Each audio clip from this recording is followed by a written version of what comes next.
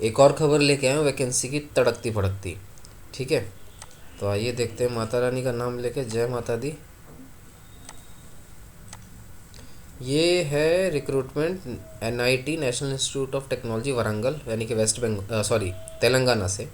ठीक है, तो ये जो है डायरेक्ट वैकेंसी है। ठीक है, तो आइए देखते हैं इसमें क्या कहा जा रहा है।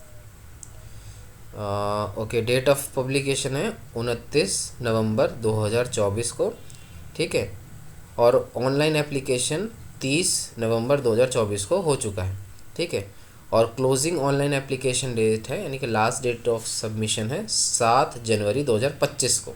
ठीक है, यानी कि टाइम अभी बहुत है। ठीक है, नेक्स्ट इसमें देखिए वैकेंसीज बहुत सारी आई हुई है। ठीक है, रजिस्ट्रार है, सुपरिटेंडेंट है, वगैरह वगैरह। ठीक है, हमारे लेकिन है हमारे फील्ड से लैब अटेंडेंट। ठीक है, जिसकी टोटल 13 पोस्ट आई है, और ये देखो डायरेक्ट रिक्रूटमेंट पे है, पक्की सरकारी नौकरी है। ठीक है, और ग्रुप सी में है, पे लेवल इसका 1 है, और टोटल वैकेंसी जो यानी कि टोटल पोस्ट है वो 13 है। तो चलो इसके बारे में हम पढ़ते हैं भाई कि आखिर क्या चीज़ है ये। हाँ, तो ये देखिए इसका मिनिमम पे होगा 18,000, लेवल फर्स्ट का है, सेवन्थ पे कमीशन का, डीए अलाउंसेस, ये सारा कुछ मिलेगा।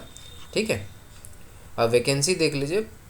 5 जनरल, 4 ओबीसी में सीट है, 2 एससी, 1 एसटी, 1 ईडब्ल्यूएस। ठीक है, ऊपर दिए गए वैकेंसी में से एक जो होगा एक्स सर्विसमैन को भी दिया जाएगा। अभी कौन सा दिया जाएगा ये इन्होंने क्लियर नहीं बोला है। ठीक है, ये डायरेक्ट रिक्रूटमेंट है। मैक्सिमम एज 27 होना चाहिए, 27 से ज़्यादा नहीं होना चाहिए, यानी कि 28वां नहीं भर सकता। ठीक है, एसेंशियल क्वालिफिकेशन और एक्सपीरियंस के नाम पे इन्हें 10+2 चाहिए साइंस से, जो कि रिकॉग्नाइज बोर्ड से होना चाहिए। ठीक है, सिलेक्शन का मेथड क्या होगा वो अभी इन्होंने क्लियर नहीं किया, बताया नहीं है। ठीक है, जनरल इंस्ट्रक्शन में हम देखते हैं एज क्या है, रिलैक्सेशन इन अपर एज लिमिट, उसके बारे में बताया गया। 10 साल का उनको रिलैक्सेशन मिलेगा जिनके पास 40% मिनिमम डिसेबिलिटी है। ठीक है, दिव्यांग जिसे कहते हैं। ठीक है, relaxation for ex serviceman will be provided as per government rule of India. ठीक है, एक बात बता दो, ये तेलंगाना सरकार की रिक्रूटमेंट नहीं है, ये भारत सरकार के रिक्रूटमेंट है।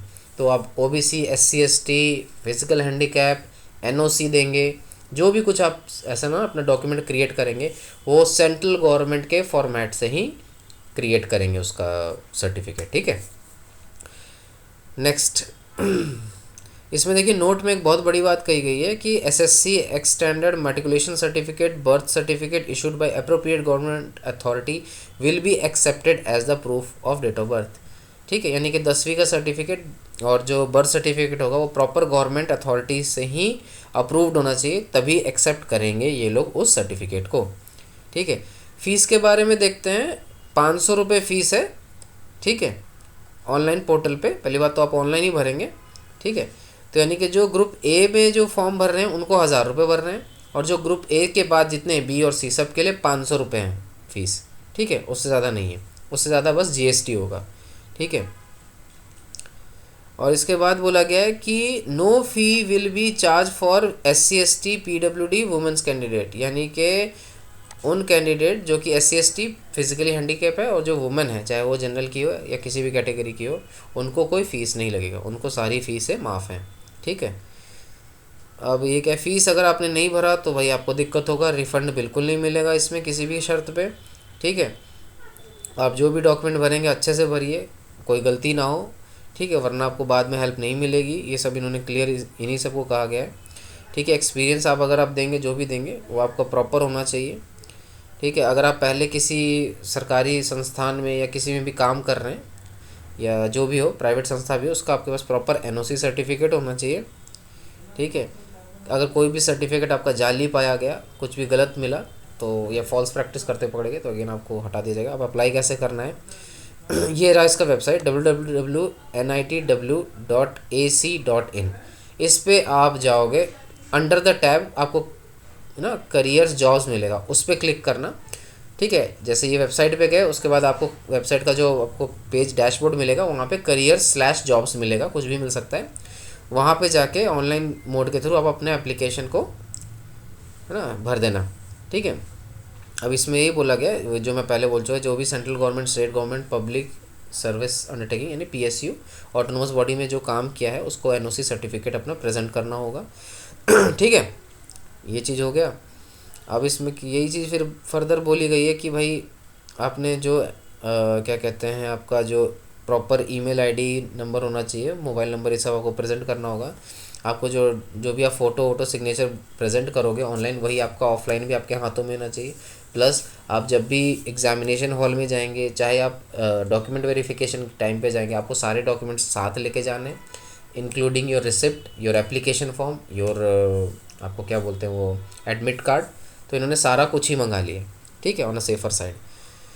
अब देखो instruction for uploading photo and signature. Photo की साइज़ उन्होंने बताया है 165x125 पिक्सल्स, जेपीजी या जेपीईजी फॉर्मेट में होना चाहिए, 50 KB से ज़्यादा नहीं होना चाहिए, with name and date at the bottom of the photograph, ठीक है। फोटोग्राफ के नीचे आपका नाम और डेट होना चाहिए, ठीक है, यानी कि डेट मतलब डेट ऑफ बर्थ नहीं, डेट यानी कि किस डेट को फोटोग्राफ आपने खिंचाई है वो डेट, ठीक है।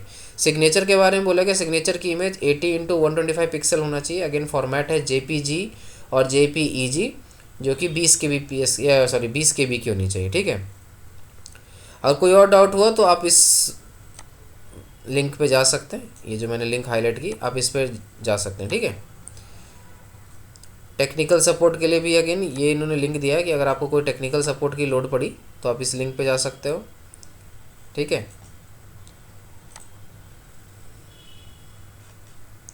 इन्होंने देखो कि लिखा हुआ बोल्ड लेटर्स में, after submitting the online application form candidates are required to take print, save the copy online application form and preserve it till the certificate verification slash all the selection process is completed. यानी कि आप online जब भी form apply करेंगे तो आप उसको एक फॉर्मेट को हार्ड कॉपी प्रिजर्व कर लेना, सेव कर लेना, और वो आपके जब तक सिलेक्शन प्रोसीजर कंप्लीट नहीं होता वो आपको काम आता रहेगा, ठीक है।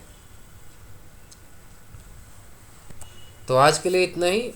इसके बारे में और कुछ अपडेट होगा तो मैं ज़रूर बताऊंगा। आप पहले इसके वेबसाइट में जाके अपना फॉर्म फिल करो, आराम से फिल करो, ध्यान से फिल करो और अच्छे से फिल करो और पढ़ते रहो और आगे बढ़ते रहो, ठीक है।